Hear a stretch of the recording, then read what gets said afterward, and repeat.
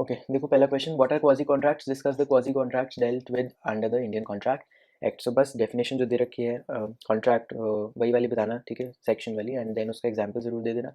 Plus वो बोल रहे हैं क्वाजी कॉन्ट्रैक्ट्स कौन कौन से होते हैं बेसिकली इंडियन कॉन्ट्रैक्ट एक्ट में। इसमें जो भी सेक्शंस वाले थे बता रखे थे वो मैं लिख के देता हूँ। जो भी सेक्शंस वाले थे ना, सेक्शन 68 वाले, सेक्शन 68 से कहाँ तक थे, 69, 70, 71, 72। तो देखो पहला तो वो था नेसेसरीज सप्लाइड वाला, है ना।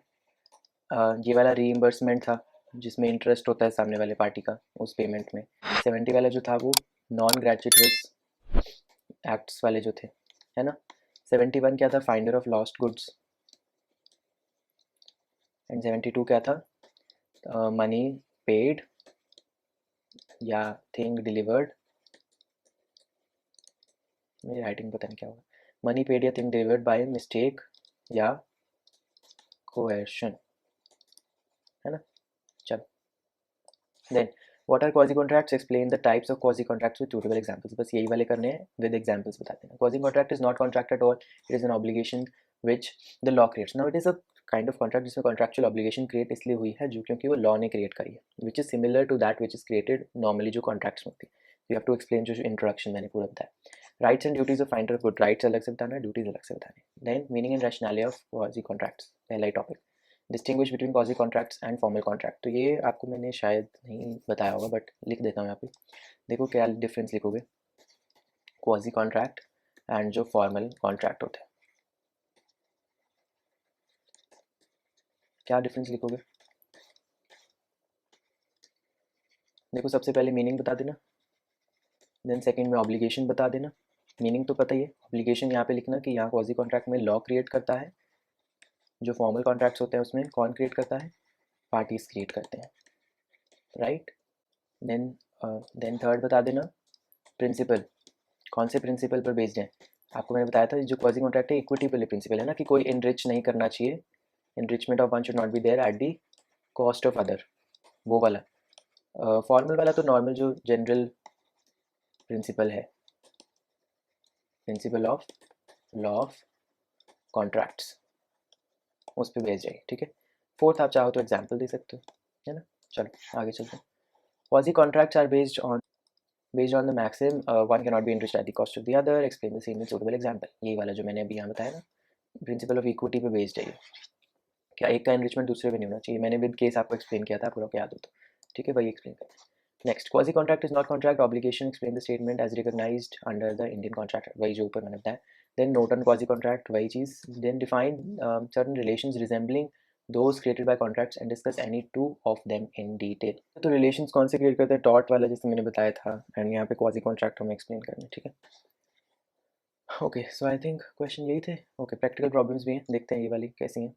Salesman delivers order at B's place by mistake, B's treat the same as his own, start using it, is he bound to compensate, of course yes, क्योंकि वो वॉलेंट्री वाला वो सॉरी वो हो गया ना नॉन ग्रेचुइटस एक्ट वाला।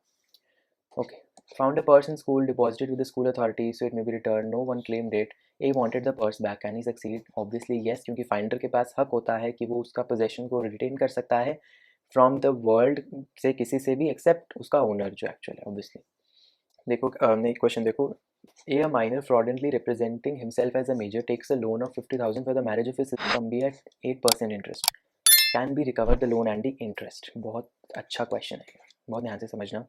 देखो आपको याद है मैंने एक चीज़ बोली थी कि अगर एक माइनर है वो मतलब किसी से नेसेसरीज़ के लिए, किसी से मतलब कोई और उससे अगर नेसेसरीज़ दे रहा है, इनकेपेबल ऑफ कॉन्ट्रैक्ट, पहला जो पॉइंट था, इनकेपेबल ऑफ कॉन्ट्रैक्ट कोई नेसेसरीज़ दे रहा है तो वो उसकी प्रॉपर्टी से वो रीइंबर्स कर दिया जाएगा। यहाँ पे उसने अगेन अब सिस्टर की मैरिज को आप मानोगे कि वो नेसेसरी में आ गया, इंक्लूड कर लिया जाता है, ठीक है, क्योंकि उसकी बहन की शादी है, उसके पैसे तो नेसेसिटीज़ में ही आता है। सो अब वैसे तो लोन का जो अमाउंट है वो रिकवर कर लेगा, बिकॉज अगेन उसके पहला रूल ही हमने ये पढ़ा ना कि हाँ वो रीइंबर्स कर दिया जाता है, बट इंटरेस्ट नहीं अलाउ होगा रिकवर करने, बिकॉज द लोन का amount is allowed to be recovered, reimburse हो गया, इंटरेस्ट अलाउड नहीं होगा उस पर। हाँ एक बार पढ़ लेते हैं वैसे यहाँ क्या लिखा है। Although the minor cannot be stopped from setting up his minority, B can recover the loan out of A's property if any, because marriage expense of one sister are included in the scope of necessaries, वही जो मैंने बताया। Interest however will not be allowed, ठीक है। Okay next देखो, A pays the arrears of rent of his nephew to his landlord just to avoid tension, nephew does not pay him back, can he recover the amount?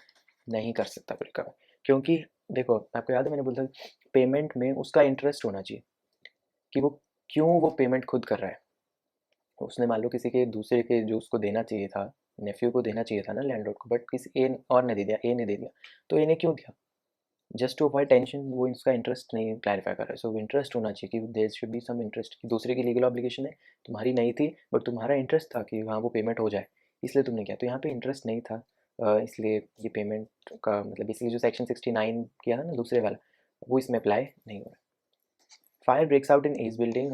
B passerby brings some bucket of water and save property from fire, intending to do so gratuitously. अब gratuitous का intention अगर था तो again यहाँ पे B मान लो बाद में कॉम्पेंसेशन कर रहा है कि हाँ उसने उसका सर्विसेज का बेनिफिट लिया है मेरा, क्या सक्सीड कर सकता है? नहीं, क्योंकि उसने इंटेंशन उसका ये था कि वो ऐसे ही कर रहे हैं विदाउट कंसिडरेशन, तो फिर वो नहीं कर सकता। ठीक है, नेक्स्ट क्वेश्चन देखो, ये हो गया। नेक्स्ट देखो, A finds a costly ring and after making reasonable efforts to discover the owner, sells to B who buys without knowledge that A was merely a finder.